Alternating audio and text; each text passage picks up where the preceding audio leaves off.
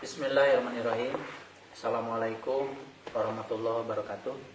Selamat pagi. Hari ini kita akan melanjutkan kajian kita tentang medan gaya magnet bagian yang ketiga. Ada dua topik besar yang akan kita bicarakan hari ini. Yang pertama, konsep tentang momen gaya pada kumparan yang berarus listrik dalam medan magnet, dan itu merupakan dasar penting untuk mengerti prinsip kerja dari motor listrik, generator, dan yang paling utama adalah konsep tentang sumber medan magnet.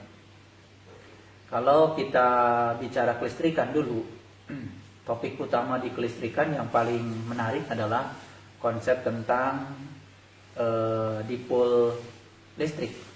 Jadi dipol listrik itu adalah sebuah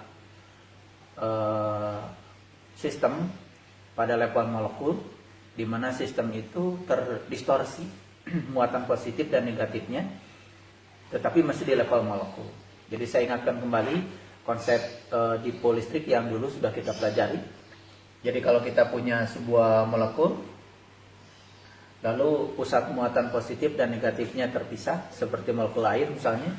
Kalau misalnya ini adalah negatif di sini, positif di sini, muatan listriknya terdistorsi. Ada yang terpolarisasi secara alami, ada juga yang terpolarisasi secara tidak alami, yaitu baru terjadinya proses polarisasi kalau ada medan listrik atau medan magnet. Nah, kasus seperti ini. Nah, kalau ini muatan negatif, ini muatan positif dalam level molekul. Sekali lagi dalam level molekul, maka kalau ini muatannya sebut saja Q, ini muatannya juga Q, dia terpisah sejauh D misalnya, maka di sini ada yang namanya momen dipol. Momen dipolnya didefinisikan sebagai Q dikalikan dengan D. Lalu arah momen dipolnya digambarkan dari negatif ke positif, dan biasanya dikasih lambang seperti ini. Ini adalah lambang momen dipol listrik, ya. Ini sudah kita pelajari dulu. Jadi pada konsep kelistrikan yang paling utama adalah konsep tentang momen dipol listrik. Definisinya adalah momen dipol adalah Q kalikan D. Seperti ini. Ingat bahwa ini ada di level molekul. Ya, molekul yang paling gampang untuk menjelaskan ini adalah molekul air. Karena molekul air itu H2O, pusat muatan negatif dan positifnya itu tidak berada dalam satu titik. Seperti ini. Ini pada konsep kelistrikan. Itu yang pertama, tentang dipol listrik. Yang kedua, ternyata dipol-dipol listrik ini ketika diletakkan dalam medan listrik, dia mengalami perubahan atau yang disebut dengan rotasi. Nah, ini merupakan dasar karena nanti kita akan bicara tentang ini lebih dalam. Jadi, ketika sebuah momen dipol, ya, diletakkan di dalam sebuah medan listrik seperti ini, maka momen dipol itu akan dirotasi oleh medan listrik sehingga menimbulkan sebuah vektor baru. Nah, vektor baru ini merupakan dasar untuk polarisasi listrik. Polarisasi itu adalah banyaknya dipol-dipol listrik yang dapat disejajarkan oleh medan listrik persatuan volume. Itu penting sekali karena di dalam teknologi, ya, konsep tentang polarisasi ini sangat luar biasa pentingnya. Nah, ini adalah dua konsep dasar. Yang pertama tentang konsep dipol listrik. Yang kedua, bagaimana perilaku dipol listrik di dalam medan listrik. Ternyata dipol-dipol listrik, ya, itu selalu dirotasi oleh medan sehingga menimbulkan sebuah vektor baru. Ini dua konsep utama. Nah, hari ini kita tidak berbicara tentang listrik, tapi kita berbicara tentang kemagnetan. Jadi topik yang pertama yang akan kita bicarakan adalah bagaimana munculnya momen gaya di dalam suatu kumparan, baik satu lilitan maupun banyak lilitan yang terletak dalam medan magnet. Dan nanti kita yang kedua, topik besar hari ini adalah tentang hukum kekekalan momentum dikaitkan dengan momen gaya magnet. Itu juga sangat penting sekali, ya. Nanti karena kita akan belajar fisika lanjut, fisika zat padat, fisika kuantum, ya. Nanti kita akan mengambil contoh-contoh tentang momen dipol magnet sebagai subjek kita. Nah, baik, saya akan gambarkan sebuah kumparan seperti ini. Ini kumparan, ada kumparan seperti ini. Ada kumparan seperti ini. Nah, tentu saja ada arus yang masuk ke sini, ya. Arus masuk ke sini dan dia keluar ke sini. Nah, kumparan ini bentuknya segi empat seperti ini. Dia akan arus masuk ke sini, kemudian ke sini, kemudian ke sini, kemudian ke sini dan keluar lagi ke sana. Arus listriknya seperti itu. Anggap saja kumparan ini panjangnya adalah B misalkan, kemudian lebarnya adalah A, di mana lebar ini sama dengan ini A, ini panjangnya sama dengan ini B, ya. Kemudian pada kumparan ini diletakkan dalam sebuah medan magnet. Medan magnetnya arahnya seperti ini, ya. Jadi sejajar dalam bidang kumparan. Nah, ketika ada arus listrik, kita sudah paham kemarin konsepnya bahwa gaya magnet itu adalah sama dengan arus listrik dikalikan dengan panjangnya dikalikan dengan medan magnet. Ini adalah gaya magnet yang bekerja pada serombongan benda bermuatan listrik. Serombongan benda yang bermuatan listrik yang bergerak dalam satu satuan waktu itu adalah arus. Jadi ini berbicara tentang bagaimana gaya bekerja pada sebuah kawat yang berarus di dalam medan magnet. Jadi kalau kita perhatikan dari kasus ini, ini kan B arahnya ke sana, B arahnya ke sini, kemudian I arahnya ke sana. Kalau kita crosskan, IL dicrosskan dengan B, IL dicrosskan dengan B sama saja dengan skrup diputar ke kiri sebelah sini. Maka akan dapat gaya. Gayanya tentu saja ke arah sini. Ini gayanya ke arah sini. Saya sebut saja gaya ini adalah F1. Nah, sama dengan kasus ini, yang bagian sini, ini kan ada arus arahnya ke sini. Arus arahnya ke sini, ya. Berarti IL-nya arahnya ke sini, kemudian B-nya arahnya ke sana. Berarti IL cross B, IL cross B, IL cross B. Ketika di-crosskan, maka akan ada gaya. Gayanya arahnya ke sana. Sebut saja ini gayanya F2. Jadi kalau diperhatikan, nanti dalam motor listrik maupun dalam generator, kita akan berbicara bagaimana sebuah kumparan di dalam medan magnet itu bisa berputar terus-menerus. Itu karena ada yang disebut dengan kopel. Ini kopel, ya. Kopel itu adalah dua momen gaya yang bekerja secara serempak pada satu benda. Jadi kalau ini misalkan mengambil porosnya di tengah sini, ini ada kopel. Kopel yang pertama adalah kopel yang diakibatkan oleh F1, yang kedua kopel yang diakibatkan oleh F2. Itu kopel, ya. Jadi couple itu berarti dua. Nah, tapi yang akan kita bicarakan di sini yang pertama adalah konsep momen gaya. Jadi kalau misalkan ini saya ambil saja sebagai sebuah poros putar misalkan. Nah, kalau misalkan di sini ada benda seperti ini, kemudian ini porosnya, di sini ada gaya yang bekerja, sebut saja F1 ke sini. Nah, F1 ini, ya, tegak lurus terhadap poros ini. Nah, ini yang disebut dengan lengan gaya. Ini lengan gaya. Ini lengan gaya. Anda masih ingat dulu waktu saya berbicara tentang konsep momen gaya. Jadi momen gaya itu adalah gaya dikalikan dengan lengan gaya. Di dalam kasus ini, kalau misalkan porosnya yang ini adalah gaya, yang ini namanya lengan gaya. Lengan gaya dikalikan dengan gaya itu yang disebut dengan momen gaya. Dan momen gaya itulah yang menyebabkan benda itu berputar. Jadi hukum Newton pada kasus translasi kan seperti ini. Sigma F sama dengan M kalikan A. Ini untuk kasus translasi. Dalam kasus rotasi, sigma tau itu sama dengan I dikalikan dengan alfa. Ini dalam kasus rotasi. Jadi akibat adanya momen gaya, maka akan terjadilah rotasi. Jadi ini yang menyebabkan rotasi. Jadi dalam kasus seperti ini, kalau porosnya yang ini, berarti gaya yang ini, lengan gaya yang ini, maka dia akan dirotasi dengan arah ke sebelah kanan. Otomatis sebaliknya juga seperti itu. Kalau misalkan ini yang jadi porosnya, sumbu putarnya, kemudian gaya yang ini pun menimbulkan momen gaya. Tentu saja ini lengan gayanya, ini gayanya, cuman arahnya ke atas. Jadi yang ini arahnya ke atas, yang ini arahnya ke bawah. Itu yang menyebabkan benda kumparan ini selalu bisa berotasi. Nah, itulah kasus motor listrik, kasus generator listrik. Nanti kita akan bicarakan di bab berikutnya setelah kita berbicara tentang sumber dari medan magnet. Nah, sekarang mari kita hitung. Mari kita hitung dalam kasus ini. Ambil saja yang ini sebagai sumber rotasi. Sebut aja ini sumber rotasi 1, ini sumber rotasi 2. Jadi untuk sumbu rotasi 1, ya, maka momen gayanya yang mana? Pertama ini lengan gaya. Ini lengan gaya, lengan gayanya adalah A. Jadi momen gayanya tiada lain adalah lengan gaya dikalikan dengan gaya. Lengan gayanya adalah A. Kemudian gayanya sendiri adalah F1. Ini adalah F1. Berapa besarnya F1? Nah, F1 besarnya sesuai dengan rumus ini adalah besarnya IL itu dikalikan dengan besarnya B dikalikan dengan sin theta. Nah, kebetulan dalam kasus ini B itu sudah tegak lurus terhadap IL.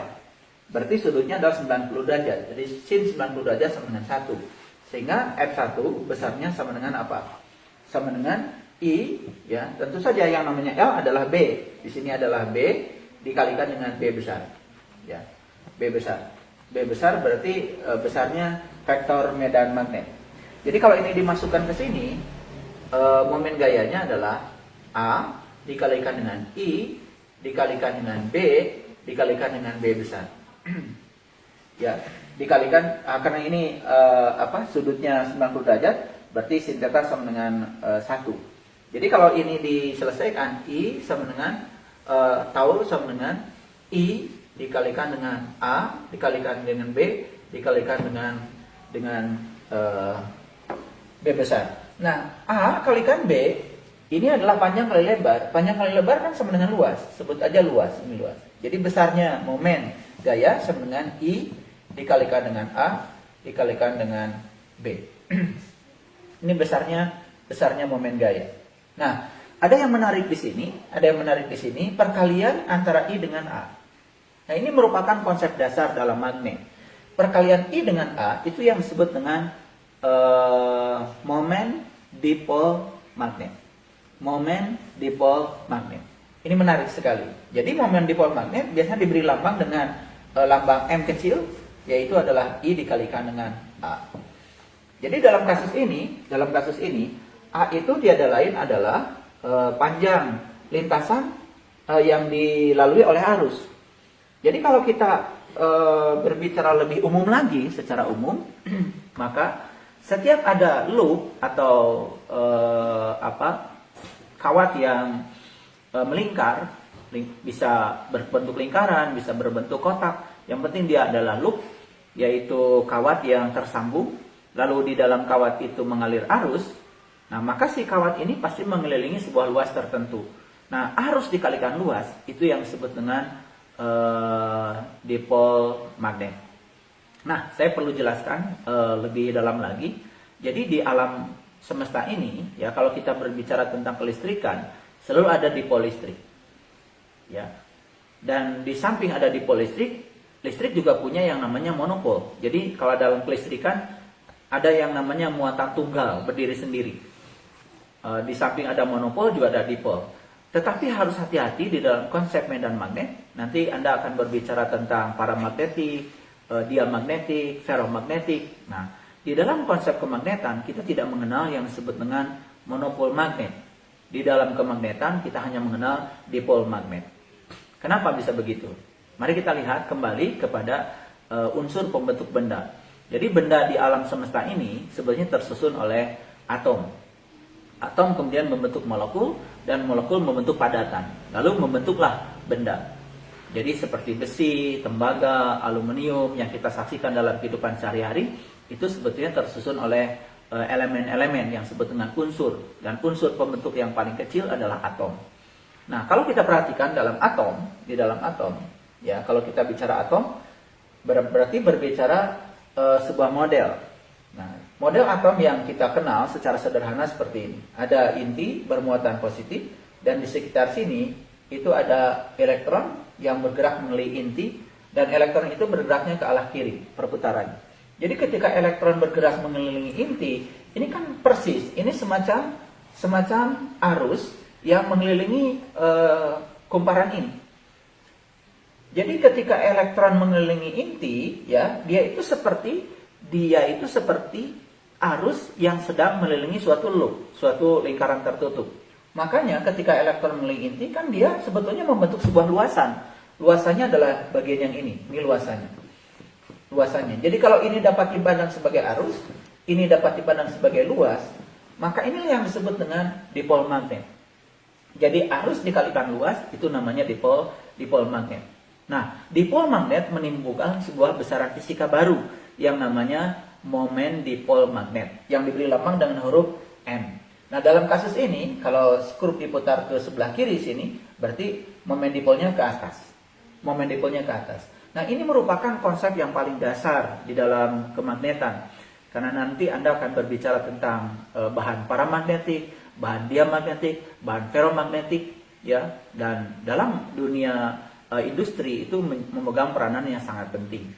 Jadi konsep yang paling dasar di dalam berbicara tentang kemagnetan itu adalah momen dipol magnet. Sekali lagi, dalam kemagnetan kita tidak mengenal yang namanya monopol. Kita cuma mengenal yang namanya dipol, ya. Jadi monopol tidak dikenal dalam kemagnetan. Itu sebabnya kalau kita punya magnet selalu ada kutub utara selatan. Jadi kalau kita punya magnet batang misalkan, kemudian magnet batang ini ada kutub utara, kutub selatan. Nah, istilah kutub utara, kutub selatan itu adalah titik di mana daerah kemagnetannya sangat besar. Nah, untuk menyatakan besar kecilnya medan magnet, sama seperti kita berbicara besar kecilnya medan listrik, yaitu dilihat dari flux magnet. Kalau kita dulu di listrik, kita berbicara tentang flux listrik, yaitu banyaknya garis-garis gaya listrik yang melewati sebuah luas. Kalau kita bicara dalam kemagnetan, ada yang namanya flux medan magnet, yaitu yang disebut dengan banyaknya garis gaya magnet per satuan luas. Jadi kalau kita berbicara sebuah dipol, nah di kutub utara selatan ini, di mana garis gaya medan magnetnya sangat rapat, itu yang disebut dengan medan magnetnya lebih kuat. Nah, kalau kita punya magnet batang, dipotong, dia akan tetap memiliki utara selatan, dipotong lagi utara selatan, dipotong lagi utara selatan. Jadi sampai bagian yang paling kecil terus dipotong-potong, maka tetap saja dia punya yang namanya utara selatan. Nah, itu sebabnya dalam konsep kemagnetan tidak ada yang disebut dengan monopol magnet, yang adalah dipol magnet. Jadi pada tingkat yang paling elementer secara mikroskopik, apa yang membentuk ya kemagnetan suatu bahan itu adalah dipol. Jadi ketika berbicara tentang dipol di level makro, itu adalah berbicara tentang atom. Dalam atom itu ada elektron bergerak melalui inti, dan elektron bergerak melalui inti itu semacam arus yang melewati sebuah loop di dalam suatu kawat, dan dia mengelilingi suatu luas tertentu. Kalau luasnya adalah A, arusnya adalah I, maka I dikalikan dengan A, itu yang disebut dengan momen dipol magnet. Nah, momen dipol dipol magnet. Nah, dipol magnet punya besaran fisika yang namanya momen dipol magnet yang dilambangkan dengan M. Jadi M ini adalah sebuah vektor.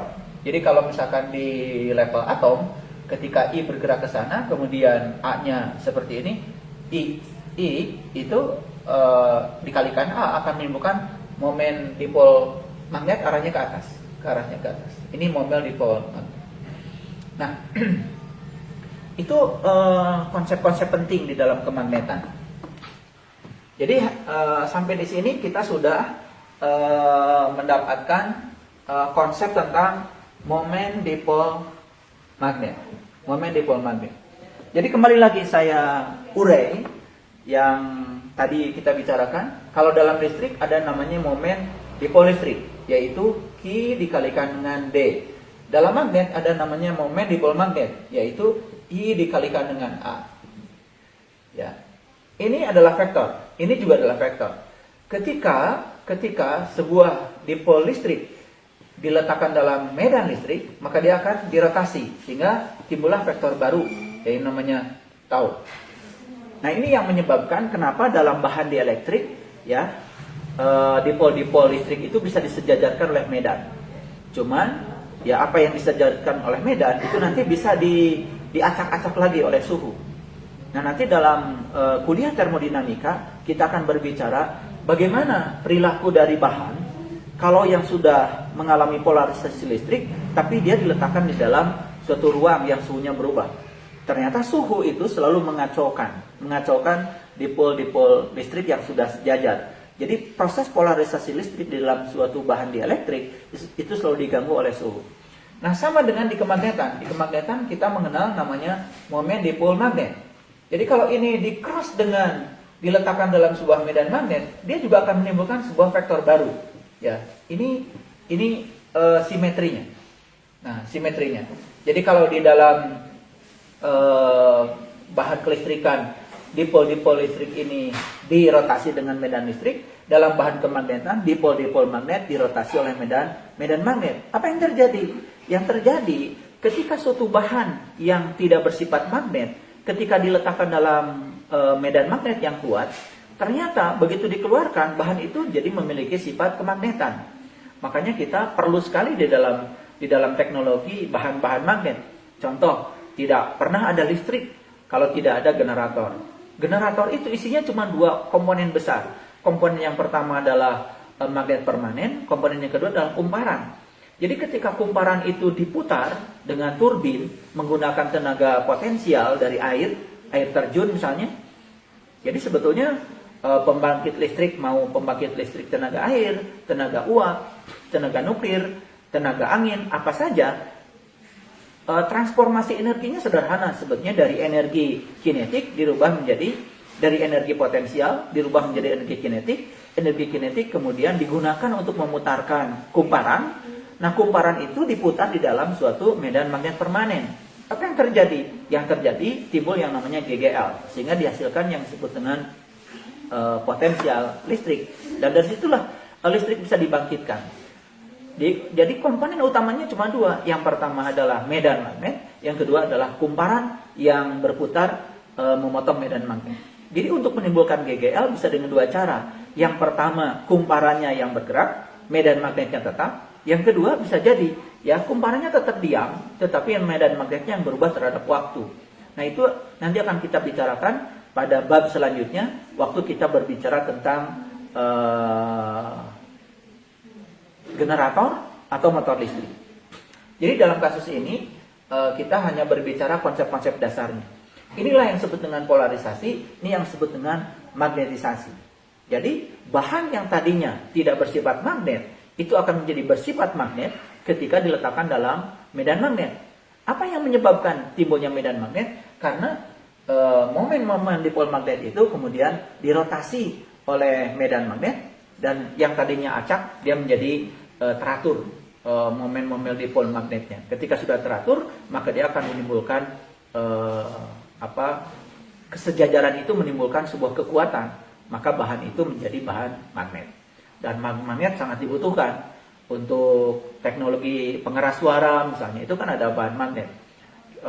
Main-mainan anak seperti mobil-mobilan ya yang bisa bergerak dengan cepat, itu kan di dalamnya adalah motor listrik. Tidak ada motor listrik, tidak ada generator listrik kalau tidak ada bahan magnet. Dalam kehidupan sehari-hari di rumah ada yang namanya hair dryer, ada yang namanya untuk gerakan-gerakan mekanik seperti juicer, blender, banyak sekali sebetulnya di rumah alat-alat kelistrikan yang menggunakan konsep motor listrik yang intinya di dalamnya adalah bagaimana gaya magnet dihasilkan dari medan magnet dengan adanya kumparan yang dialiri oleh arus listrik. Itu konsep yang pertama yang perlu dikuasai oleh kita. Jadi yang paling utama adalah dalam berbicara tentang kemagnetan adalah konsep tentang dipol magnet.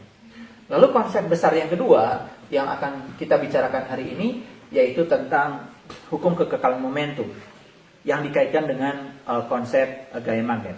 Saya ingin ulang dulu hukum kekekalan momentum yang sudah kita pelajari dari hukum 2 Newton, bahwa resultan gaya itu sama dengan laju perubahan momentum.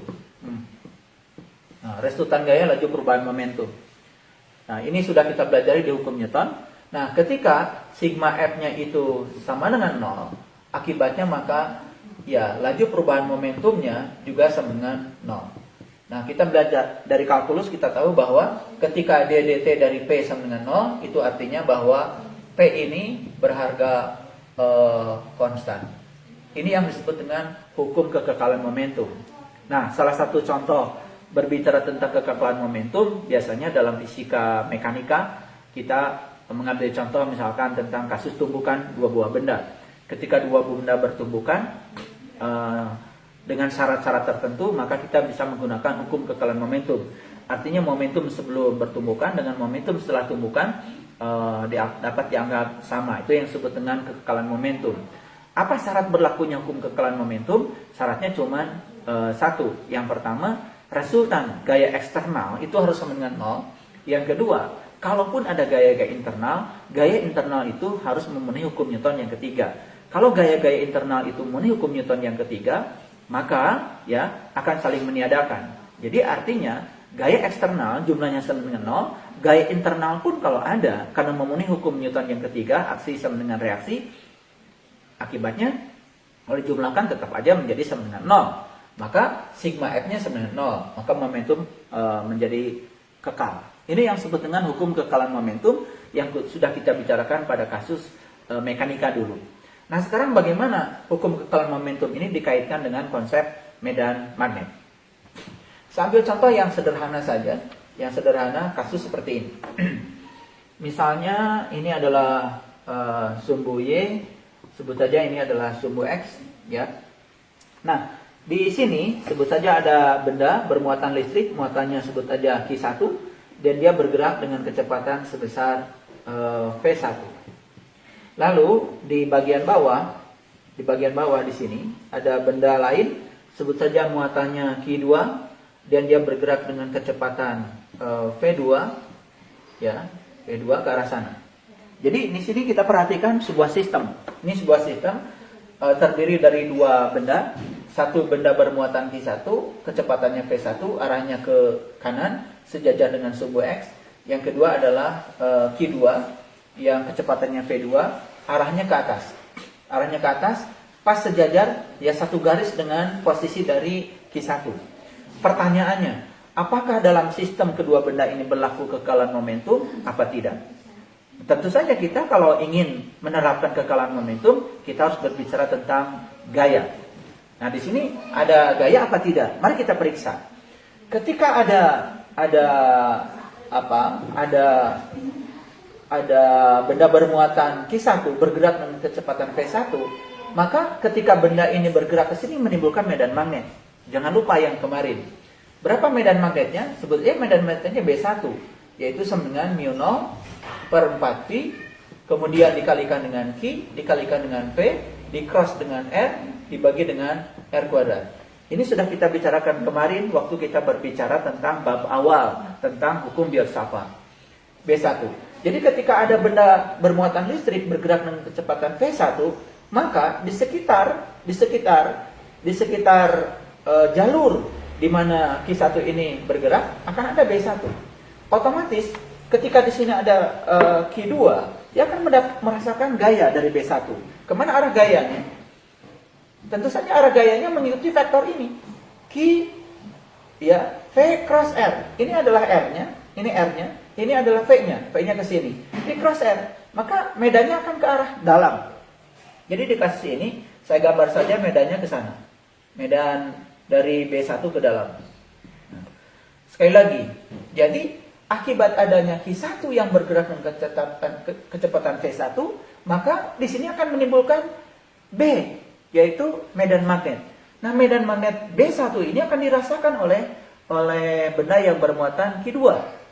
Nah, karena benda yang bermuatan Q2 ini punya kecepatan V2, maka akibatnya kalau kita menggunakan rumus F, ya, sebut aja gaya pada 2 dari 1, kan besarnya sama dengan Q2 kalikan dengan V. V-nya apa? V2. Di-cross dengan apa? Di-cross dengan B1. Jadi hati-hati di sini. Gaya yang dirasakan oleh muatan Q2 akibat kehadiran medan Q1 itu gayanya sebesar F21. Berapa besarnya? Tentu saja besarnya adalah muatan Q2 dikalikan kecepatan V2 dikalikan dengan B1. Nah, B1 ini apa? B1 ini adalah medan magnet yang dihasilkan oleh pergerakan dari muatan Q1. Kemana arah gayanya? Ya tentu saja V cross B, arah gayanya akan ke sini. Ini arah gayanya. Ini adalah F21. Nah, kalau kita hitung sekarang F21 berapa besarnya? F21 besarnya sama dengan Q2 dikalikan dengan V2 dicross dengan B1. B1 besarnya ini. Mu 0 dibagi dengan 4V dikalikan dengan Q dikalikan dengan V.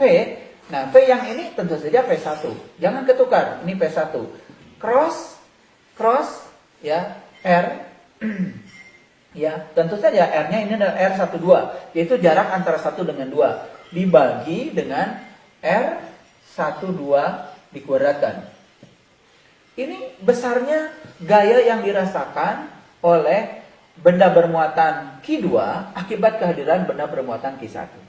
Sekarang kalau dibalik, berapa besarnya F12? Berapa besarnya F12? F12 berarti gaya yang dirasakan oleh benda 1 akibat kehadiran benda Q2 yang bergerak dengan kecepatan V2. Anda harus hati-hati. Kalau ini bergerak ke sana, kan sebetulnya R-nya sama dengan 0. Ketika R-nya sama dengan 0, maka B2 tidak menimbulkan medan di Q1. Tetapi di sini ada medan dari B2, tapi tepat di titik ini tidak ada B2. Jadi B2 yang dirasakan oleh muatan Q1 besarnya sama dengan 0. Akibatnya F12 menjadi sama dengan 0.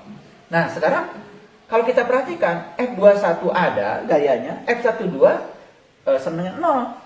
Berarti kalau dijumlahkan F21 ditambah F12 tidak akan sama dengan 0. Oleh karena itu pada kasus seperti ini hukum kekalahan momentum tidak berlaku. Nah, inilah satu kasus yang sangat menarik di dalam kemagnetan. Kasus yang saya ungkapkan hari ini menyatakan bahwa hukum kekekalan momentum tidak berlaku. Barangkali itu saja untuk pembelajaran kita hari ini. Semoga apa yang saya sampaikan hari ini memudahkan Anda untuk memahami ya buku-buku yang sudah dianjurkan untuk dibaca, dan semoga ini memudahkan Anda untuk memahaminya. Jangan lupa terus berlatih ya, terus berlatih. Kalau konsepnya sudah Anda pelajari, Anda harus mencoba ya menerapkan konsep-konsep itu pada penerapan untuk memecahkan soal-soal. Karena kalau Anda sudah memahami sebuah konsep, tetapi Anda tidak menerapkannya pada soal, itu juga akan menjadi sia-sia. Ya, tidak akan berkembang pemahaman konsep. Sekali lagi, kalau Anda melihat rumus-rumus yang ini, jangan terjebak oleh simbol. Karena fisika itu adalah nalar. Karena fisika itu nalar, maka gunakan nalar. Jadi tidak boleh ada hafalan-hafalan di dalam fisika. Karena fisika itu nalar. Jadi jangan kita terjebak pada konsep menghafal. Karena menghafal itu tingkat berpikir yang paling rendah. Fisika itu menuntut tingkat berpikir yang tinggi. Jadi yang namanya high order thinking. Jadi kita harus melatih keterampilan berpikir kita supaya terus berkembang. Baik, terima kasih. Assalamualaikum warahmatullahi wabarakatuh.